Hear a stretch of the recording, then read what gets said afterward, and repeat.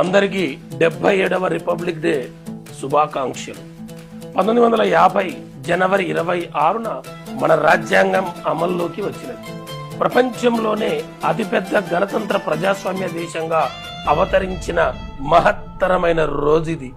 ఈ గొప్ప రాజ్యాంగాన్ని మనకు అందించిన మహనీయుడు బిఆర్ అంబేద్కర్. గణతంత్ర దినోత్సవం అంటే జెండా ఎగరవేయడం, మిఠాయిలు పంచడం మాత్రమే కాదు, మన హక్కులతో పాటు కర్తవ్యాలను గుర్తు చేసుకునే రోజు.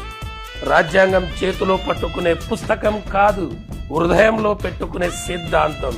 చివరిగా ఒక్క మాట మిత్రమా, ఈ గణతంత్ర దినోత్సవం సందర్భంగా మన దేశ ఐక్యతను కాపాడుదాం, రాజ్యాంగ విలువలను పాటిద్దాం. మనమందరం మంచి పౌరులుగా మారితేనే మన భారతదేశం నిజంగా శక్తివంతమైన గణతంత్ర దేశంగా నిలుస్తుంది. జై హింద్, జై భారత్.